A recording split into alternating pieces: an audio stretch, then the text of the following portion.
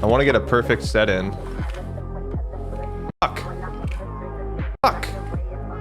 Fuck you. Yes. Ah, damn it. Fuck you. Damn it, it's so hard, man. Do you have any current issues with the current recoil system? I mean, yes and no. I think the current recoil system is more of an issue with weapon balance, not so much mechanics. And like with the current recoil right now, a lot of weapons are still just more viable than others, which is a problem to me. You know, you shouldn't have weapons that are just leaps and bounds better than each other. So let me give you a good example. So let's compare two SMGs. So let's take an UMP and we will compare it to the PPSH. Look at the characteristics of these guns. What's the big difference between these two? Obviously we have mag capacity. So this is 30 round, 25 round. This also can have a drum. It weighs 4.4 kilos. UMP weighs 2.2 kilos. We got pretty substantial differences in fire rate, similar differences in muzzle velocity, and honestly pretty close to horizontal and vertical recoil. But want to know what a huge difference of these two guns is? One of them has way more recoil than the other. Even though the stats are relatively close to the damn same thing, the only difference really being that fire rate. There's a substantial difference with weight too, but that doesn't really factor into anything besides obviously the weight of your PMC. You're going to get players who will look at this sub gun and be like, oh, garbage ass gun, has high recoil, doesn't shoot good ammo. Then you have UMP, which is arguably one of the best submachine guns in the game. Relatively light, pretty effective. Only downside being its magazine capacity and maybe its fire rate. But big difference is 45 FMJ versus like 7.62 25 FMJ. 45 is going to black out your arm and leg in one shot, so it definitely has that ammo bonus. You guys are wondering, okay, Klean, why are you comparing these two things? Well, the reason being is I think a completely modded meta UMP should be just as good as a PPSH, even though they're very different tiered weapons. Like one's a modern SMG, one's a World War II subgun. Why would I say that? Well, first of all, the PPSH has way too much recoil. I've shot these IRL with a drum. They don't fucking move around that much. I can hit every single shot center mass at 20 yards with one of these if I'm standing and controlling my recoil properly. And obviously I maybe put a couple warm-up reps within the gun and gotten a good understanding with it. Maybe my mastery was level 2 at that point upon shooting the SMG. And so the reason why I think that these guns should be directly comparable is because they both should be really good.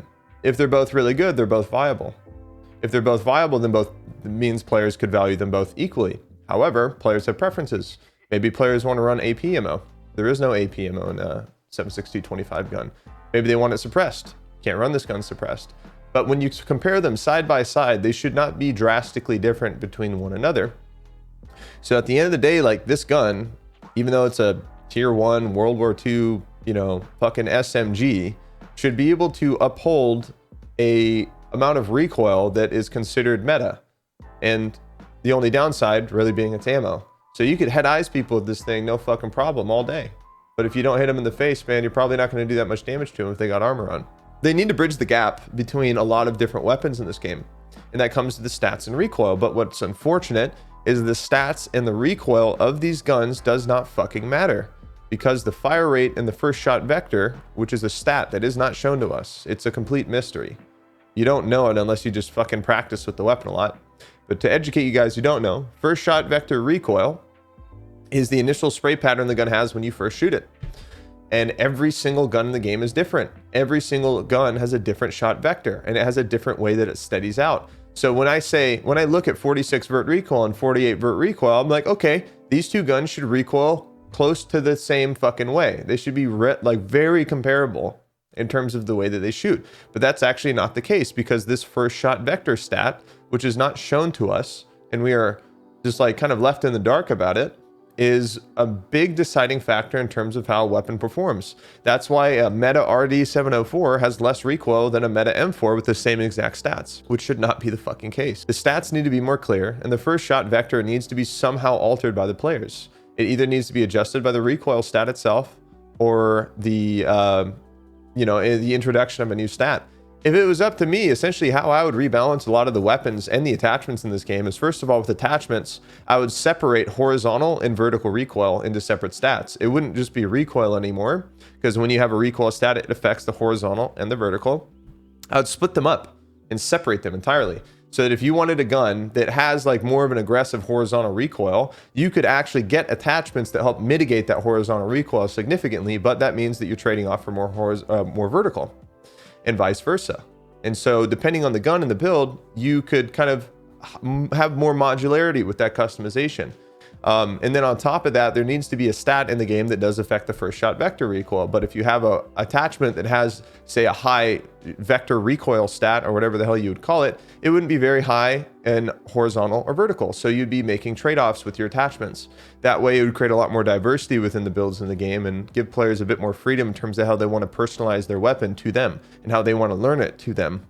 Because one thing I think that this game is missing is a way for the player to like find a gun they like and then kind of customize it with attachments in a way that is fitting to their playstyle. You have players who are better at compensating for vertical. You have players that are better for compensating for horizontal. You have players that maybe wanted to reduce that first shot recoil because they like semi-auto fire a little bit more and they don't really spray too much. And those are the kinds of things that I honestly would love to see come to this game, especially when it comes to the meta of guns and recoil, because there's not enough diversity within the meta of this game. A lot of people for a lot of years have always told me, oh, Klean, you're anti-meta, you just hate chads, blah, blah, blah, blah, blah. No, that's not true. I just don't like the way the meta is. I don't think metas are bad things. I just think metas are bad when it's only 1% of your content that's being explored by your player base, or at least your experienced player base or your meta gamers. That's not healthy. You don't want to see same gun, same kit. You don't want to see same ammo in every single gun because it gets very repetitive, very boring, and it gets predictable. People like the early mid-wipe experience because things are not predictable. You're not guaranteed to run into a Giga Chad, but you might. You're not always guaranteed to run into Pistol Timmies, but you might. You might not always run into Moslings, but you might. And that's always fun versus like the typical late wipe experience. You're always running into Meta Mutants, Meta RDO4s, BP ammo, M61 ammo, SR25s, Meta 308 guns that have, substantially low recoil and like big magazines. It just gets really fucking repetitive and it gets very boring, and the TTK stays the same and the loot that you get is the same, and it's no longer exciting because you just know what people are using. And so if the gap was bridged between all weapons in the game and every single gun, no matter what, had a niche that made it effective and meta, but had deciding factors like ammunition and certain characteristics that kind of just made them slightly different in order for players to preference themselves based on their choices and their playstyles, would enhance this gameplay so much. And so I don't necessarily have a recoil issue with the recoil systems in this game. It's more so an issue just with how they've balanced everything out and how some guns are just flat out more viable than others. And in the case, that should be a thing because this is kind of an RPG. You should have some more higher echelon, high tier weapons versus some lower tier ones. Like, let's say instead of a, this gun here, we'll compare like an MP7 actually. And, a lot of people consider the MP7 like, a very high tier weapon. Like, it's got a suppressor, it's got a 40 round magazine, we can put lights on it, we can put optics on it. It shoots subsonic ammunition. It also has like AP ammunition, which make it very, very good. But at the end of the day, when you compare two of these guns side by side, the only big difference should really be the ammunition and the money that it costs to run these. But obviously, is the MP7 the better gun? Fuck yeah, it is. It shoots better ammo. You can have it suppressed. You can put attachments on it. But in terms of recoil, I still think they should be close to the same fucking thing. They should be both low recoil SMGs. And the only advantage over the PPSH would be the fact that it would have a drum mag. And so again, if BSG could bridge this gap between not only just like low tier weapons and high tier weapons, but also like mid tier SMGs or whatever, just like think of the whole spectrum. Just think of the whole fucking spectrum, right? And balance that so that everything is viable and everything can be good, but there's just slight characteristics that make each gun a little bit more preferred depending on the player. Like an MP7 has suppressors and better ammo and attachments versus the PPSH, which is obviously like very old, can't do the things that the MP7 can. But when you shot them left like by side, they don't necessarily have to have the same recoil pattern, but they should have close to the same like recoil in terms of control and how you mag dump. It should be very similar. And so that's what I think would be the best thing in terms of weapon balance with this game. Enhancing the meta, making things more viable, making players feel like no matter what gun they use, regardless of the attachments even, they can still put up a good fight and have a gun that's not going to fucking make their screen shake like they're having cerebral palsy or something. So yeah, end of the rant. Hopefully that answers your question, what I think about recoil and how I think they could really make it better.